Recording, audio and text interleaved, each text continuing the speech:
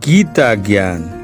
শ্রীমদ্ ভগবদ গীতা, গীতা চতুর্দশ অধ্যায়, গুণত্রয় বিভাগ যোগ, শ্লোক সংখ্যা 16তম।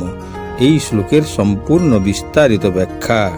কর্মণঃ সুকৃতস্যাহু সাত্ত্বিকং নির্মলং ফলম, রজসস্তু ফলং দুঃখমজ্ঞানং তমসঃ ফলম। শতগুণীদের পুণ্য কর্মের ফলে তাদের মন পবিত্র হয়, তাই সব রকমের মোহ থেকে মুক্ত মুনি ঋষিরা সর্বদাই আনন্দময় থাকেন। কিন্তু রাজসিক কর্ম কেবল ক্লেশদায়ক। জড় সুখের জন্য যে প্রচেষ্টাই করা হোক না কেন, তা পরিণামে ব্যর্থ হয়। দৃষ্টান্ত স্বরূপ বলা যায়, যদি কেউ গগনচুম্বী অট্টালিকা তৈরি করতে চায়, তাহলে সেটি তৈরি করতে বহু মানুষকে বহু রকম ক্লেশ স্বীকার করতে হয়। বাড়িটি যে তৈরি করছে, তাকেও অনেক কষ্ট করে প্রচুর অর্থ জোগাড় করতে হয়। আবার যাদের সাহায্যে সে বাড়ি তৈরি করছে, তাদেরও কঠোর শারীরিক পরিশ্রম করতে হয়। এই ভৌতিক জগতে সমস্ত কর্মের পিছনেই রয়েছে ক্লেশ। তাই ভগবদ গীতায় বলা হয়েছে যে রজগুণের প্রভাবে যে কার্যই করা হোক না কেন, তাতে সুনিশ্চিতভাবে বিপুল দুঃখ জড়িয়ে রয়েছে। তাতে হয়তো তথাকথিত একটুখানি মানসিক সুখ থাকতে পারে, এই বাড়িটি আমার অথবা এই ধন সম্পদ আমার, কিন্তু এটি যথার্থ সুখ নয়। তমগুণের দ্বারা প্রভাবিত হয়ে যে কর্ম করা হয়, সেই অজ্ঞানী তার সমস্ত কর্মের ফলস্বরূপ সে বর্তমানে দুঃখ ভোগ করে এবং ভবিষ্যতে পশু জন্ম প্রাপ্ত করে।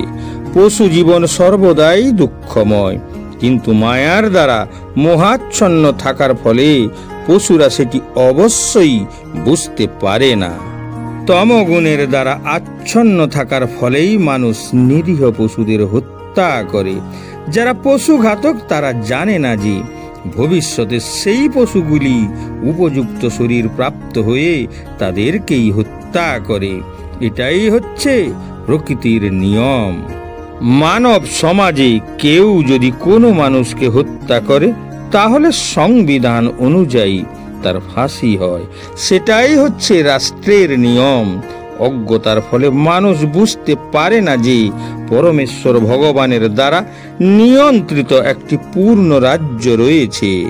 প্রতিটি প্রাণী পরমেশ্বর ভগবানের সন্তান।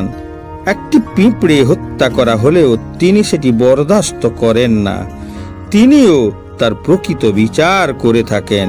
তাই রসনা তৃপ্তির জন্য পশু হত্যা করা নিকৃষ্টতম অজ্ঞতা। মানুষের পক্ষে পশু হত্যা করার কোনো প্রয়োজনীয়তা নেই, কারণ মানুষের জন্য ভগবান কত সুন্দর সুন্দর আহার্য বস্তু দিয়ে রেখেছেন।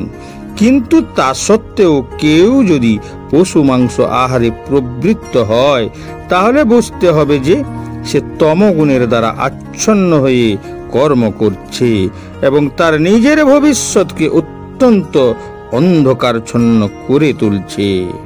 সুতরাং আমাদের বুঝতে হবে যে মানব সমাজ বিপদগামী হচ্ছে এবং তারা নিজেরাই উৎসন্নের পথটি ক্রমান্বয়ে প্রশস্ত করছে।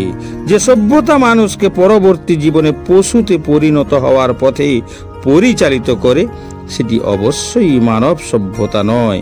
বর্তমান মানব সভ্যতা অবশ্যই রজ ও তমগুণের দ্বারা প্রভাবিত হয়ে দ্রুত গতিতে বিপদগামী হচ্ছে।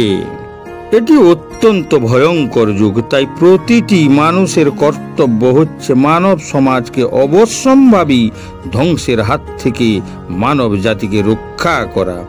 তার জন্য কৃষ্ণ ভাবনামৃতের অতি সাবলীল পন্থা প্রচলন করতে যত্নশীল হওয়া।